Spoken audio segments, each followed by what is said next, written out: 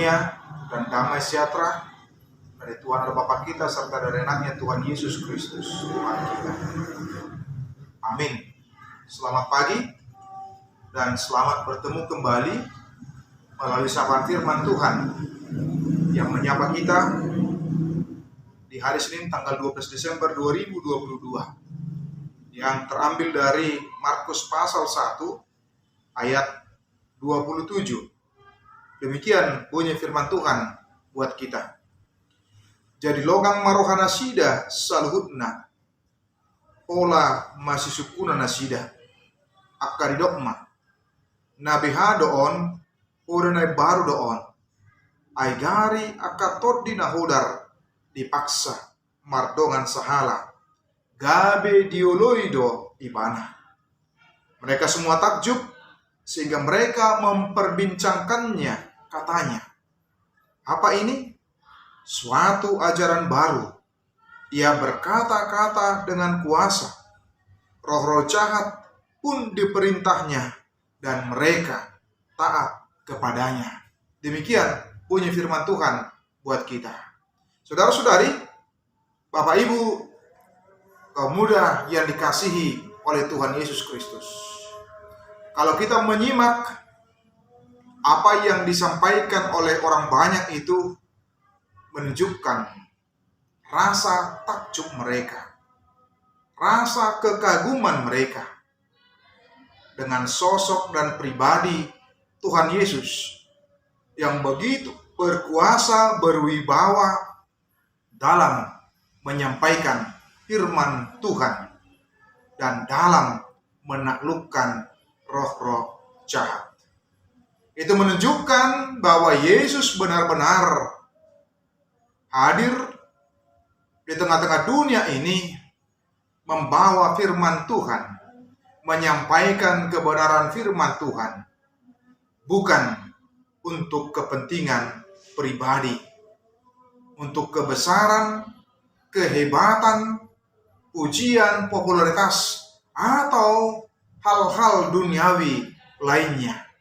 Hal itu sangat jauh dari pribadi daripada Tuhan Yesus.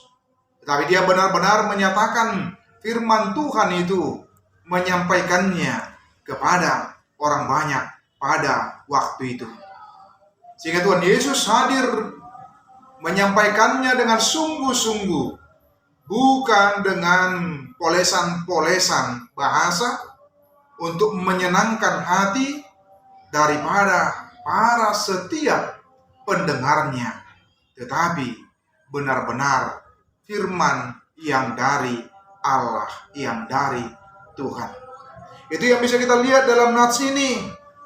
Bagaimana orang-orang menjadi kagum, menunjukkan rasa haus mereka, menunjukkan keinginan tahuan mereka dengan menyebutkan mereka semua takjub. Apa ini? Suatu ajaran baru. Ia berkata-kata dengan kuasa. Ia berkata-kata dengan kuasa. Ini hal yang berbeda yang dirasakan oleh banyak orang pada waktu itu, yang dilakukan oleh orang-orang Farisi, para ahli Taurat, di mana mereka tidak berbicara atas nama Tuhan dan berbicara berangkat dari apa yang diinginkan oleh Tuhan. Tapi mereka berbicara dari diri mereka, kepentingan mereka, popularitas mereka, berangkat dari diri mereka sendiri, supaya dikagumi, disenangi, dan disukai oleh banyak orang. Itulah pribadi para orang-orang Farisi dan ahli Taurat yang mereka rasakan. Tentu pengajarannya begitu kering, tidak berwibawa, tidak berkuasa, dirasakan oleh banyak orang. Karena itu bagaimana kita di dalam kehidupan kita sebagai pengikut Kristus pula, apakah kita senantiasa bersedia diajarkan oleh firman Tuhan dan merasakan firman Tuhan itu sesuatu yang baru terus, yang berkuasa, berotoritas dalam kehidupan kita, sehingga dengan demikian kita boleh senantiasa diperbaharui, diingatkan, dan ditegur ketika kita melakukan kesalahan dalam kehidupan kita, dan kita kembali kepada jalan Tuhan, keinginan Tuhan, kemauan Tuhan, melalui ketaatan, ketundukan kita, dan bagaimana kita menyatakan kesediaan kita untuk boleh diperbaharui terus-menerus dari hari ke hari. Bagaimana kita boleh merasakan firman Tuhan itu sesuatu yang berwibawa, berkuasa di tengah-tengah kehidupan kita, yang boleh mengubah kita, mengubah diri kita, mengubah pemikiran kita, mengubahkan hati kita, sehingga kita boleh senantiasa takjub ketika mendengar, ketika membaca, ketika kita merenungkan setiap firman Tuhan itu, karena kita bisa merasakannya, merasakan kekuasaannya yang tentu saja berbeda dengan pengajaran-pengajaran yang ada di tengah-tengah dunia ini.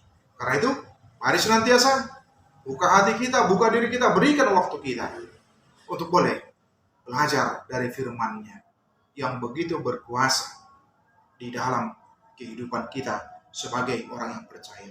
Tuhan Yesus memberkati kita semua. Amin.